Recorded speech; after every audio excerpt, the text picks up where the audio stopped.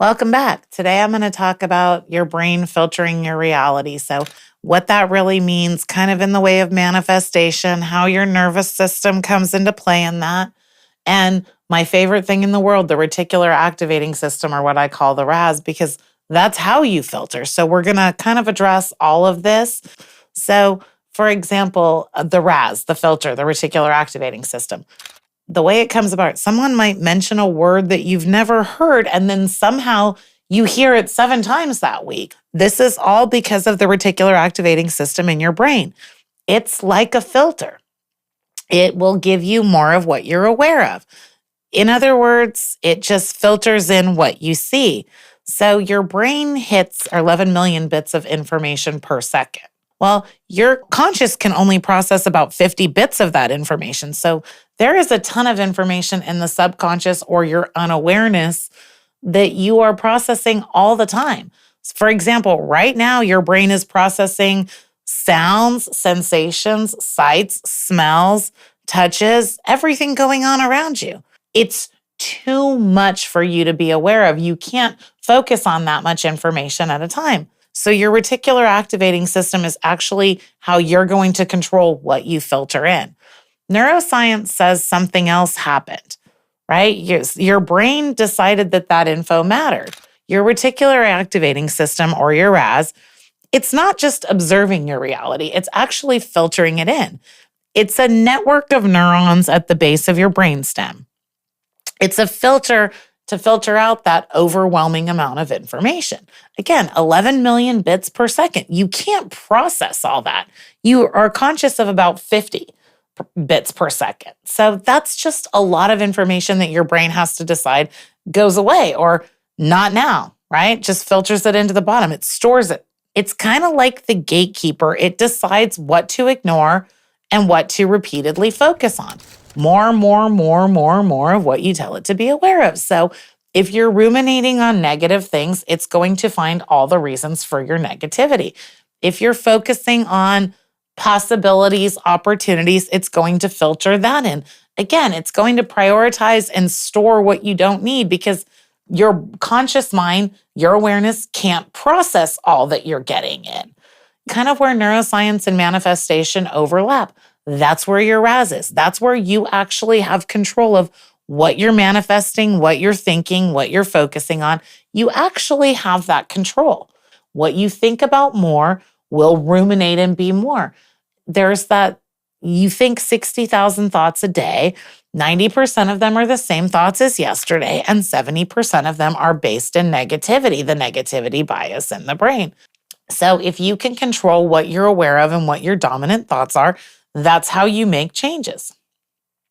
What if the life you're experiencing right now isn't luck or bad luck, if you will, but what your brain has been trained to filter, what your dominant thoughts are based on those same theories? It's not because the universe is picking on you or awarding other people, but it's actually delivering exactly what you're thinking about the most, what you're filtering in, because the law of attraction is like attracts like. So if you're thinking negative, poor me, judgmental thoughts about yourself, your brain is designed to be a prediction machine and give you all of the reasons why those things are true. It is looking for evidence to prove things true. So what you focus on is what you're going to get. Tomorrow, I'm going to think more of I'm abundant and there's more opportunities. And as that goes on, that is going to become more of a dominant thought than just a seed planted. But if you don't plant the seeds to tell that filter what to be aware of, you kind of can't get to the end. So there is a little bit of time buffer between when you start these intentional thoughts, mantras, manifestations. And the more you repeat that, the bigger that's going to get. So again, it's kind of where neuroscience and manifestation meet up, but the intersection is highly related to that RAS filter and what you focus on. That's why some people seem to be more lucky or more able to do things than others, but what you think is how you're going to filter your reality. When I was in that hospital bed, I didn't realize that I was just ruminating all these traumas that I had gone through in my life, and I was stuffing them down and letting stress ruminate. I thought I was okay. I thought everything was fine. And then I learned to say, I'm a peaceful, abundant person and become that. So who I am now, this Jenna 2.0, is nothing like who I was before. There are some things that are just innately who I am, but I would not have described that first version of me as peaceful. I would have said I was aggressive. I was a hustler. I was an achiever. And I'm still some of those things because they have become part of my identity. But now my filter is peace and joy and abundance. And I live that every day. My filter let me become aware of all the opportunities to be abundant, peaceful, all of those things. And now that's the life I live. That's kind of the point of this podcast, is to ask and understand that you have this awareness. In your view, you might think everything's okay. Controlling your RAS and deciding what you want to filter in will open the door to what you want and who you want to be. Your brain is filtering what you experience, but you actually have control of what you want to focus on. It's a big question that many people ask all the time. Am I manifesting, or is this my mindset? Well, you kind of need a little bit of both. I don't think we have to choose science or spirituality. It's kind of like two pillars and there's maybe a bridge in between that you can walk. I think they say the same thing, but in a different way. I think science gives structure to concept that spirituality has intuitively understood for centuries. The reticular activating system, your RAS, that is the place you control. You can tell your brain what to filter in. Your brain has these habits and predictable patterns of doing what you've always done. But if you don't have what you want, you have to do what it is that you've never done. The reticular activating system, your RAS, that is the place you control. You can tell your brain what to filter in. You choose what you want to filter in. And what you filter in, the law of attraction will come in and give you more of what you already have. Like attracts like. So if you're focused on negativity, you're going to find a lot more negativity. If you're focused on positivity, you're going to find a lot more positivity. What you focus on is what you're going to get more of. Remember, your RAS is your filter, but you can train it. Focus trains that filter, and your identity trains that filter. So everything aligning up, living in alignment, being true to who you are and where you want to go, the filter in your brain, your RAS, is going to get you there. You should ask yourself in the morning, what opportunities am I available to see today? Not just what do I want to have and, this is what I intend to do for the day. Those are great. Highly recommend them. But you should be asking yourselves, what opportunities am I available to notice today? Not what could go wrong or why is life against me, but what wants to align with me? What do I have space for? What am I putting out that I want to get back of?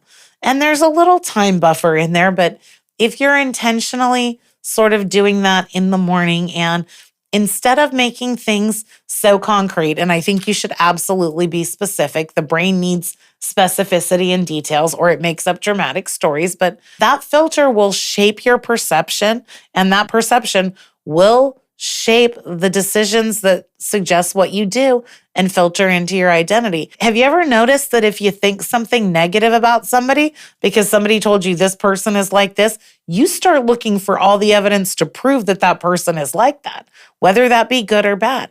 That is your brain and your RAS filter and other pieces working together to do that. Again, the brain is a prediction machine.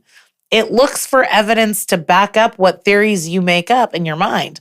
This is why affirmations often fail, because they're just a little too specific without that openness. If someone says, I am successful, but internally they feel unworthy, failure is likely to happen because the universe speaks frequency. It doesn't speak affirmations. I think awareness is much more important. So that practice of what opportunities am I available to notice today? And again, if 90% of the thoughts that you have today are going to fill tomorrow, why not be available to notice opportunities so that tomorrow there's more opportunities? After a week or two, you're going to be just noticing opportunities. So it's not so much about where you're stuck today. Today might feel stuck and heavy. We've all been through terrible things. You might be going through a terrible thing right now. I had a hard week, but just by asking myself, what am I available to notice? That hard week didn't take over and ruminate and ruin my life and send me in the depths of the downward spiral. I noticed how I felt. I have emotions. I'm a human being. I make mistakes just like anybody else. But by saying what opportunities am I available to notice every morning, by the end of the week, that hard week that a couple of years ago would have destroyed me and had me in the pit of despair is now like, okay, that happened. But that's how the nervous system responds. It's going to respond to how you emotionally feel about things. The stronger the emotion, the more it's going to settle in your nervous system. So if affirmations are failing, it might be because your nervous system isn't aligned with what you're trying to put out there. Now, I'm not saying stop the mantras and manifestations and affirmations. By all means, if that's what it's taking to filter that RAS in and choose what you filter, do whatever works for you. If I'm saying I'm successful, but I don't feel like it, my nervous system isn't going to support it. Therefore, the universe isn't going to support it, whether I like it or not. If I can't let that settle into my nervous system that I feel successful, no amount of success is ever going to fill that. And I'm probably going to block a lot of opportunities out of my life. So you've heard me in podcasts say, I'm the kind of person who, or I might want to be this. I'm learning to trust myself is a great affirmation. It doesn't have so black and white that I trust myself. It's just, I'm learning to trust myself. You're letting that settle in that you're trusting yourself. Opportunities exist even if I don't see them. I am training my brain to feel safe. I am training my nervous system to be safe. I recently have gone through a very hard time in my own personal life, and I just keep telling myself, right now, my job is to let my nervous system settle. So when that stress comes up, which, oh, by the way, this week there has been a ton, I am calm through this storm. This has been a week of storms, tsunamis, and things that would have sent me into spirals before, but it doesn't mean I won't focus on those things later. But right now at this trial and tribulation of life, this storm, my job is to just let my nervous system settle and stay peaceful. So these are what real affirmations sound like, not unrealistic. I'm here and I'm affirming here. Great, I would love to be over here, but I need to get to here first. So baby steps. What is step one?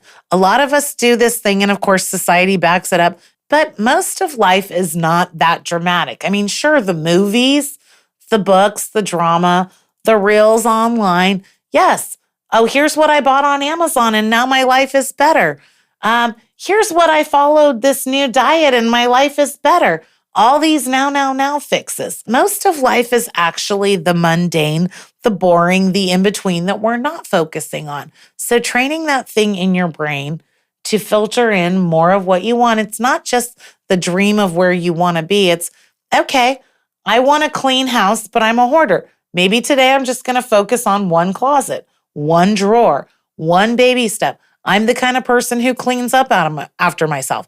Those kind of things start moving you in that direction so you can be at the end result, because there needs to be some kind of time buffer. But along the way is motivation, action, and consistency to keep it up. You start with the right thoughts, and I'm learning to trust myself.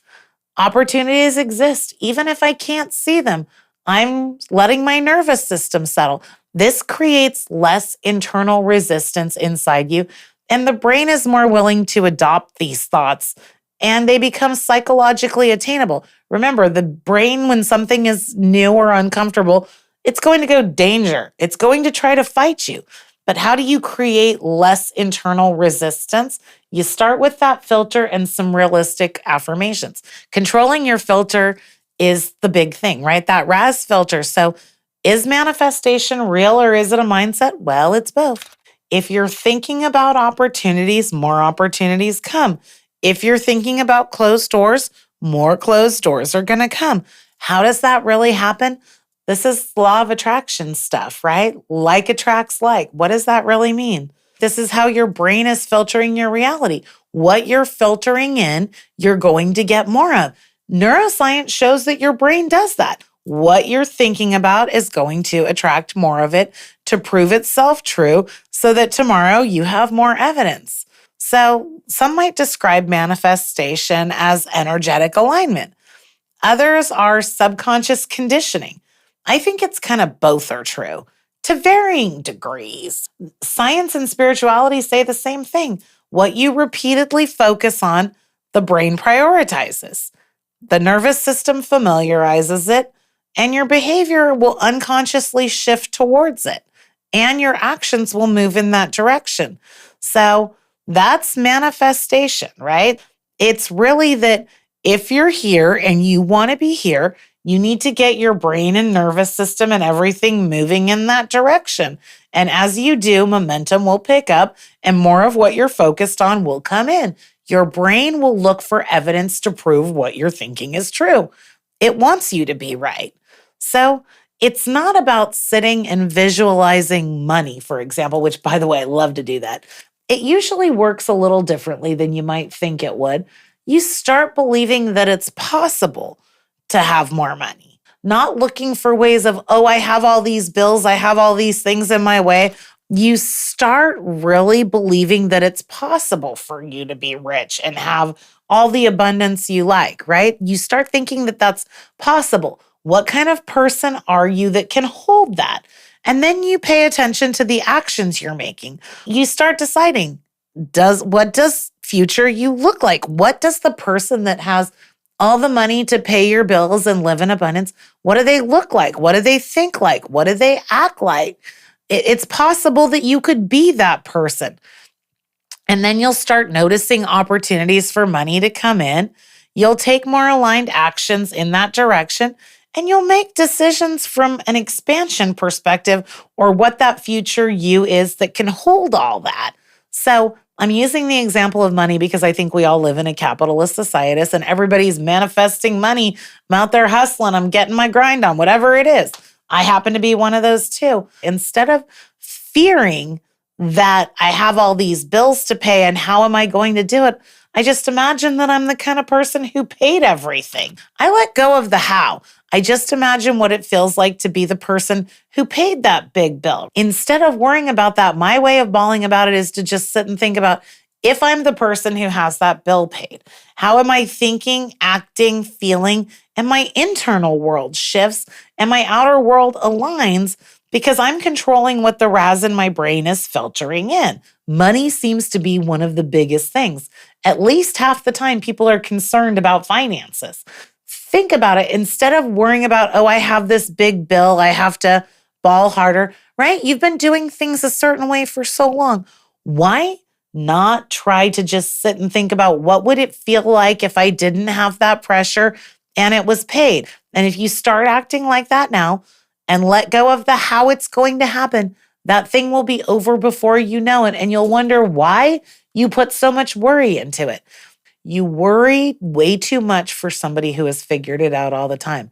You have survived 100% of your bad days.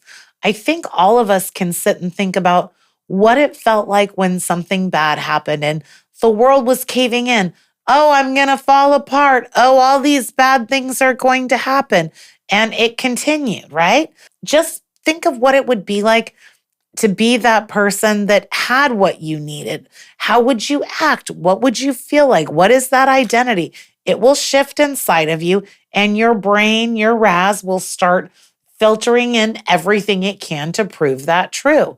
So it takes a little faith in believing that it's possible, because right now you can't see it. You're not aware of how that's possible, but just, I'm the kind of person who, pretty soon before you know it, the border's built, you found all the pieces and the pictures coming together and you're down to 2 or 3 pieces before the puzzle's done. But you can't do that until you start accepting that it's possible that there's even a puzzle. The nervous system piece is missing from all of those conversations, in my view. You can't sustainably attract what your nervous system perceives as a threat. It thinks it's unsafe. So you kind of have to train your nervous system, and don't forget your brain is part of the nervous system. You have to train yourself to be the kind of person who, or that my nervous system is safe. Again, this week was hard for me, but I'm telling my nervous system to settle. So I can sit here and have normal conversations and help people and still be the authentic me, even though there's a little storm somewhere in the lake of me. I think that it's normal to worry, but I've learned to stop overthinking the worst that can happen and ruminating on that. And I start overthinking what's the best that can happen? What does my ideal look like? And my nervous system starts to accept that. You can't consistently hold on to experiences your body associates with danger. You just can't. If you do that, you're going to be in PTSD and trauma because you're not letting it go. Love, success, visibility, peace, name it, money. If it associates anything with pressure, abandonment, judgment, burnout, or loss, you'll unconsciously sabotage all those good things because your nervous system doesn't know how to hold it. So you have to teach yourself how to do that. That's why I always say I'm the kind of person who. It doesn't mean that I have to be perfect because striving for perfectionism actually creates more trauma. It's usually a trauma response. Now, me 5 years ago, I was constantly chasing it, but it was never enough. I didn't realize what that was until I almost died, how detrimental that was. It's not because I was lazy or low vibration, but it was because my nervous system prioritized familiar over happiness. So in theory, I wanted to be happy, but I wasn't aware of everything I was doing that was blocking my happiness. I wasn't aware that it's kind of like saying I want to go to the gym and lose 100 pounds, but then I'm eating pizza and drinking beer every night. But instead of myself blocking those, I start saying I'm the kind of person who walks at night. More often than not, I will make choices that align with that because we are all the product of what we consistently do. The question comes then, how do we work with the brain intentionally? First of all, you watch or listen to my podcast. That's number one, just so you know. But seriously, the answer is the neuroscience. It is the being the kind of person who, making conscious choices to be aware of what you're thinking because thought patterns can change, responses can change, identity can change. Your brain decides what's important, but your brain decides that based on what you focus on. So consistently directing your attention towards possibility is going to be better than consistently focused on what problems might exist, having a can-do attitude, so to speak. So if you are consistently directing yourself to possibility, opportunities, gratitude, you're going to be the kind of person who, if you decide it's important to be abundant and peaceful, guess what? It's going to be important to be abundant and peaceful. If you decide it's important to focus on how hard your life has been, guess what? Tomorrow your life is still going to be hard. But when you label something as important, the RAS filter starts scanning for evidence that that's true. So again, the practices are thinking about in the morning, what opportunities am I available to notice today, and get very comfortable with I'm the kind of person who. Thanks for listening again today. Remember, karma's real, energy is contagious. Check your vibes. Just call Jenna.